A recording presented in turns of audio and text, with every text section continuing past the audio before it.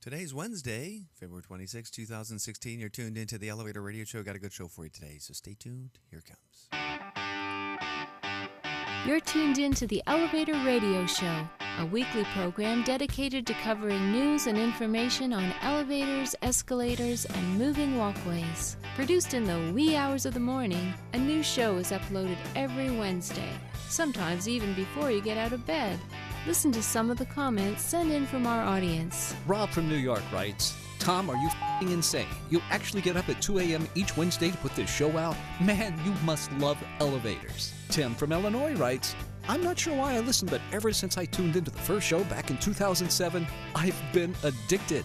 Matt in Texas writes, I like your safety messages, Tom. It's important to remember them each and every day. And he also adds, when am I going to win the monthly prize pack giveaway? Ron from California sent this in. Despite your inability to pronounce words in the English language, I tune in each week and am glad that you offer this service to the industry. It's better than Google News alerts. Sarah from Washington writes, love the show, Tom, and look forward to it each week. I'm glad I signed up for the newsletter. You provide a valuable resource for the industry, not only for North America, but worldwide. Enjoy the show. And now, here's your sleep-deprived host, Tom Sybert. Thank you. Thank you, everybody. Man, I cannot log into the website.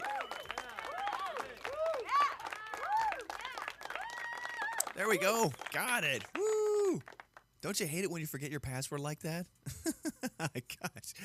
I had to log, for when we do the show prep, it's done on the computer behind me. And then the show is actually produced on a different computer, and I hate it when I forget my password. And there will be a day 20, 30 years from now where we all think to ourselves, oh my gosh, remember the day when we had to remember a password?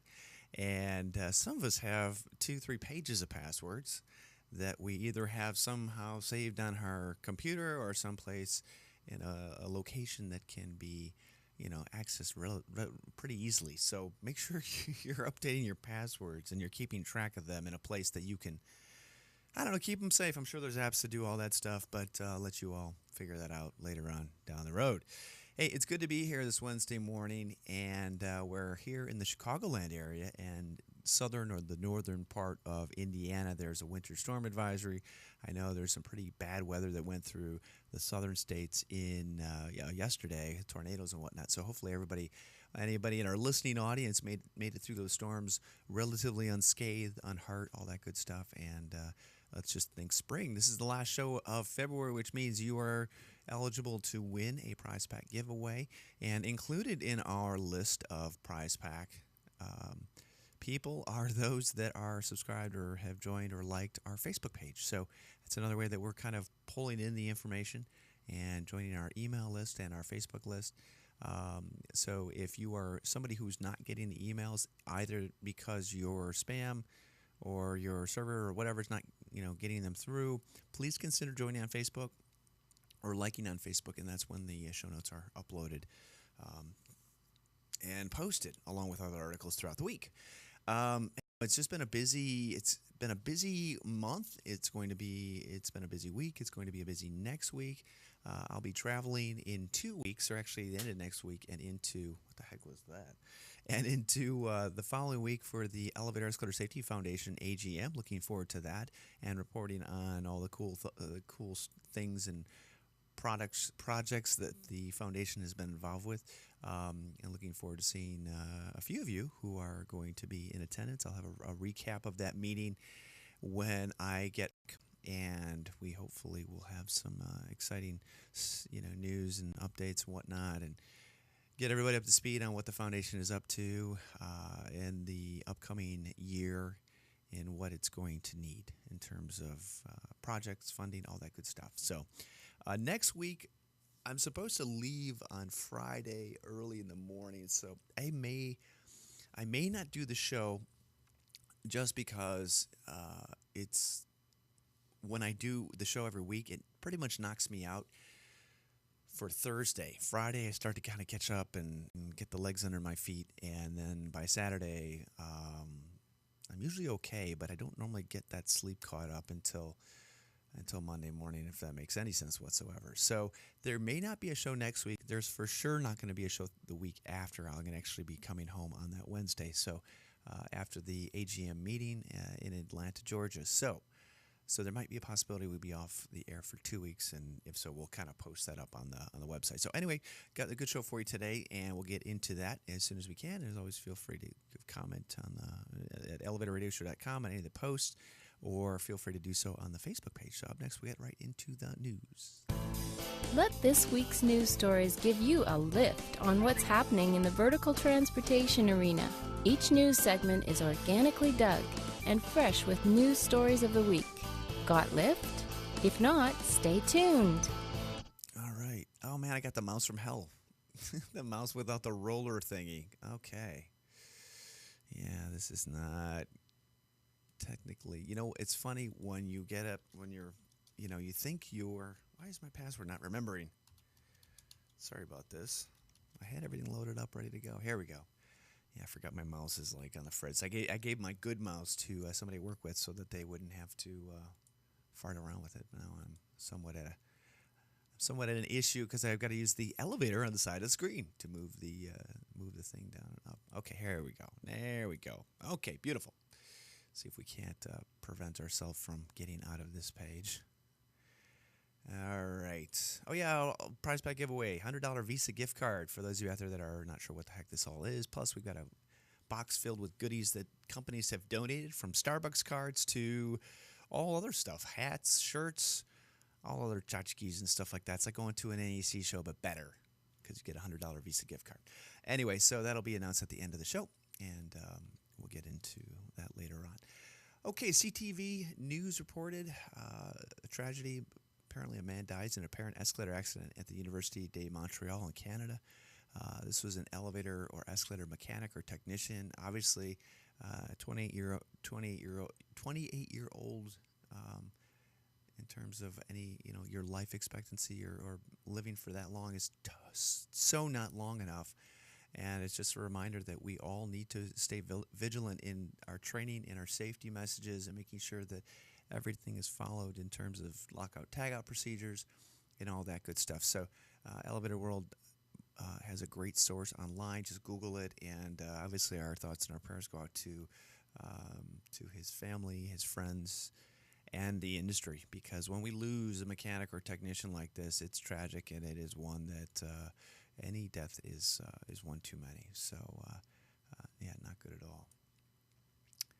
Escalator accidents likely happen due to human error. Now, this is an article that was posted not on a U.S. site, but one where there have been accidents and in the past in Kuala Lumpur.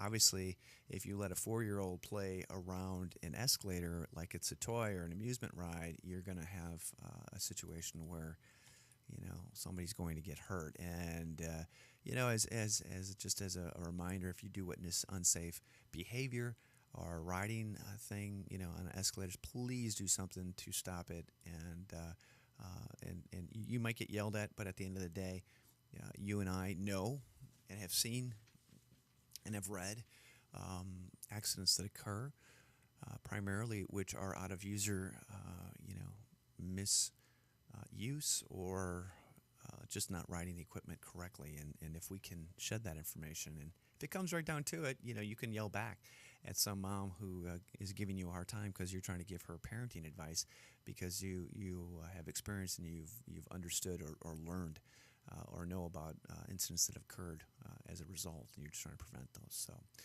okay, this article, Tom, thank you for sending this to me, I should say. I should have posted this back when the Super Bowl was on. I didn't get a chance to check my emails. But here's an interesting kind of a blog or report from the Bleacher Report talking about the accident that occurred where an elevator mechanic was killed or technician was killed during the construction of the stadium death. So it's so much of a somber piece. The fact that this is all written in capital letters drives me absolutely nuts. Well, actually, it's at the top. But anyway, further down the page, kind of puts in perspective really how dangerous the work that each of us does each and every day, and we want to make sure that each of us goes home.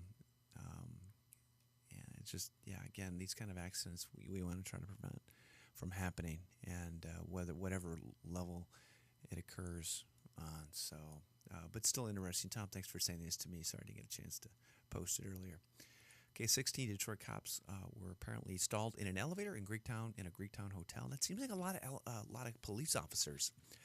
Is it me that would be put in an elevator? But what do I know, huh? Apparently, the police department earlier reported 18 officers were inside the elevator to revise the count. It wasn't really 18; it was only 16. So do the math on that based on I don't know how much a standard police officer might weigh today. I don't know what that might be, 200-300 pounds. I don't know, and do the math and see whether or not that elevator was overloaded. So yeah. Anyway, they were okay, and but yeah, don't overload elevators. Try to, and if one looks like it's overloaded or overcapacity, I've got to tell you, go with your gut. Take the next one. Okay, the Chicago Elevator Association meeting is going to be held March 3rd. That's in 2 weeks. Put it on your calendar. Steve Ramos from Vertron Midwest will be presenting, and you can go ahead and RSVP by completing the form below in the link that's following. Also, the scholarship fundraiser applications are due on the 15th of March. If you have a senior, if you are a member of the Chicago Elevator Association, please consider, and you have know of somebody who's a family member that's a senior in high school, encourage them to get the scholarship application filled out.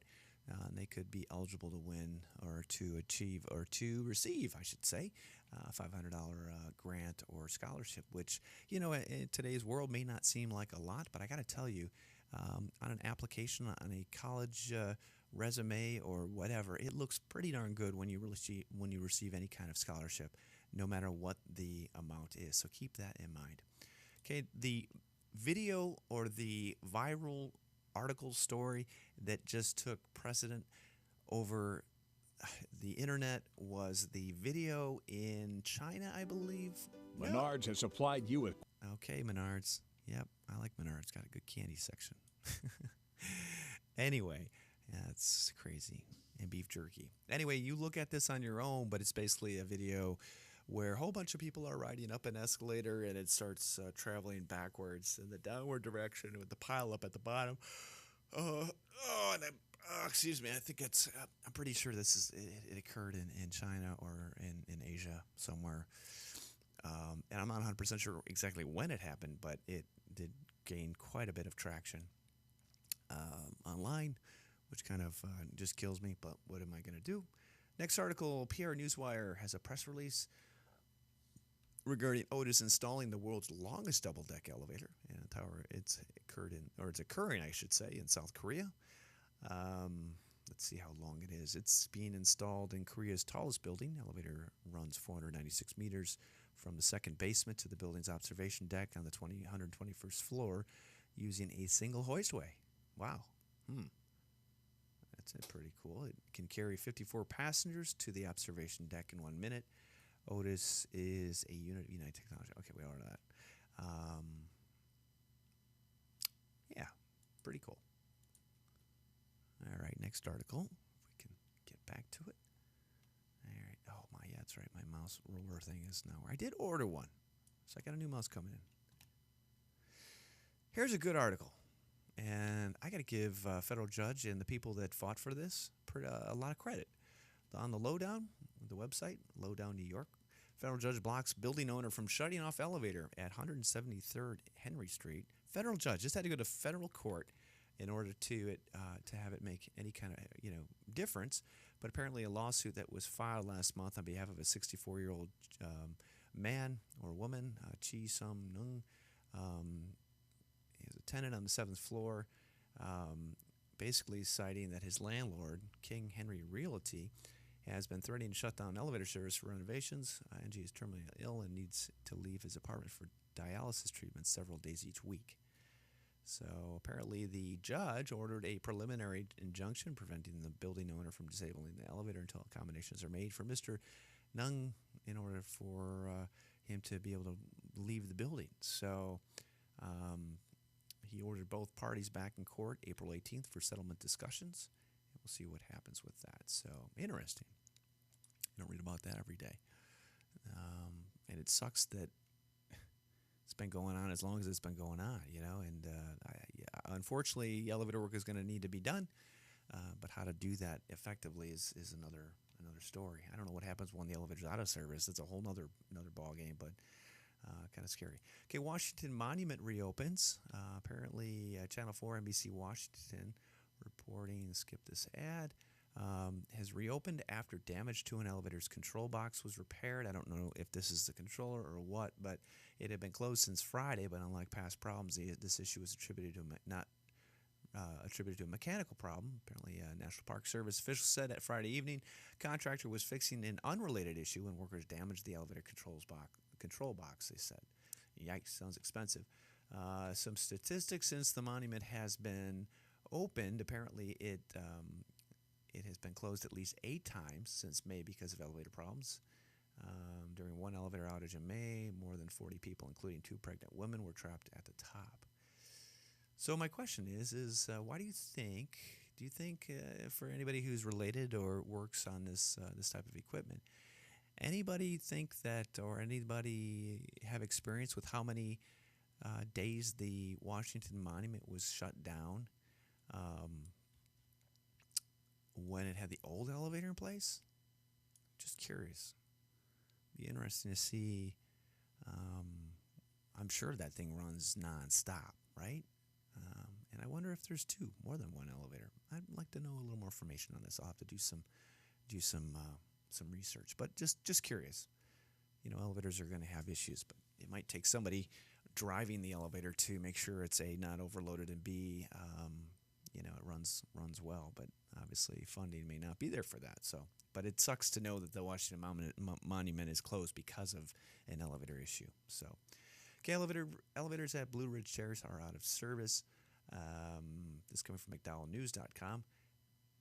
They're doing everything. The officials of Blue Ridge Terrace Apartments say they're doing everything they can to get the complex's elevator back in operation since it is shut down earlier this month. However, the elevators for 3-level apartments won't be working for several weeks. They've hired an extra worker to help elderly and disabled residents on the upper floors with any needs that they might have. That's pretty cool way to step forward in a situation, like that, landlords.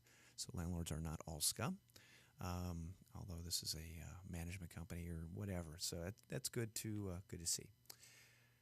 Weekend elevator woes. The TVNewsWatch.com. Let's see here. PR Cook Apartments left residents stuck. Firefighters carried people upstairs. Hats off to the firefighters. That's above and beyond the duties of any firefighter that I know of. But I think that's awesome. Hopefully the elevator gets repaired and as soon as possible. This happened in Thunder Bay. I want to say probably Ontario, but I could be wrong because I'm wrong more often than I know, or actually than I do know, but more often than I'd like to be. But that's how you learn. Okay, engineers bring safety to schools. This actually covered this article on last week's program, but it did show up again. I think this is great. Hopefully the programs at those in Petalingjaya, which is kind of in the, I want to say not Malaysia. Oh, I don't know where it's at. Anyway, officials there are going to the schools to bring escalator safety to the classroom. I think they need in countries and cities like this, they need more of this, and I would hope that they'd reach out to the ESF for to get some assistance, to get some material to help out with their education and hopefully the language or dialects, variety of languages is not the issue, but I think this is good to see and in a location where people might think escalators are toys. It's a good idea. Tallahassee politics, HeraldTribune.com. We did talk about this article. I think on last week's show or the show before, but this is in regards to a bill requiring sensors to be placed in new residential elevators. It did clear the House Government Operations Appropriations Subcommittee today, which was on February 22nd. So they are going to. I unfortunately don't. I think this is important, but I also think that there might be bigger issues with older equipment that have space in between doors and gates that are just too great. And you'd wish that, if they're going to do something like this, they go all the way and really take steps to ensure that even older equipment is safe. I know you can't just add a light curtain to to any elevator and expect the elevator to work, but I don't know. It's kind of scary. Okay, if you're a Shia LaBeouf fan, you're thinking to yourself, who is that? And did you just pronounce his name correctly? I did. This is the guy that was one of the actors in the Transformers movie, but apparently Shia is actually his latest art stunt is in an elevator and it's going down a line. Apparently he's going to spend 24 hours cramped into an elevator in Oxford, England. They started the project Friday morning and will end. It already ended, obviously, but they are visitors have been sharing their experience on the elevator with a 29-year-old Transformer star who is answering questions and taking selfies. It's pretty funny. Live event has ended, so you could have watched that online. So that's pretty cool. I think that's pretty cool indeed. Yeah, very cool. Okay, next article. Running escalators faster. Here's an interesting one. City Metric has a blog post by Jack May. If we want to increase escalator capacity, why don't we just run things faster? Okay, why do we want to increase elevator capacity? Anybody? Is that really something we need to worry about? Well, apparently somebody's thinking about it because the post here, the author of this blog post has information talking about some escalators being too fast, some being too slow, and at the end of the day, how much does it really make a difference? That would be the question. And obviously, you can speed it. If you were to speed escalators up, what would really you'd need a? I guess you could do the calculations on that. But anyway, there's codes that kind of govern that. But if you look at the numbers that are in the post, like the meters per second, it is very interesting. So. Yeah, but I don't think escalators really need to go any faster. Do you? I don't think so. Yeah. I know I've been on some moving walkways at O'Hare, which have been way fast, and they actually have to warn you at the end, like, hey, the moving walkway is coming to a stop. Please, exit carefully or whatever. And it's weird to get off something that's going that fast. Anyway, last news article of the show: Hero saves dog from possible death. Just as a reminder, this actually comes from WGN TV in Chicago. If I can get through, hopefully the ad doesn't play. Kind of terrifying. Remember, if you have any dog, if you're a dog owner or you work in a building that you see dogs all the time, make sure you remind those that you might ride the elevator with to keep their dog as close to them as possible on the leash. And explain to them why. Graphically, explain to them why. What could happen if the dog runs out and the light curtain does not, reactivate because it may or may not see the leash, which it should, but some elevators don't have the beams that are, cover the whole opening. You know what I'm talking about. So just do your part to make sure dogs are safe, because that would be a traumatic experience to go through. I used to be a dog owner, and man, if that happened to me, I would never live that down whatsoever. So anyway. Okay, that's going to do it for the show. Before we exit, I'm going to go ahead and click through, get the random number generator out. Okay, and go back. Okay, enter our lowest sum, 3258. The winner is number 2210. Let me cross-reference that on our database. Jim from Tennessee, you are the winner of a $100 Visa gift card and the prize pack giveaway for February 2016. Thank you so much for being a listener. Thanks for listening today. And that's going to do it. Be safe out there, everybody, and we'll talk to you, if not next week, in 2 weeks. All right? Everybody take care, and again, be safe. Bye-bye.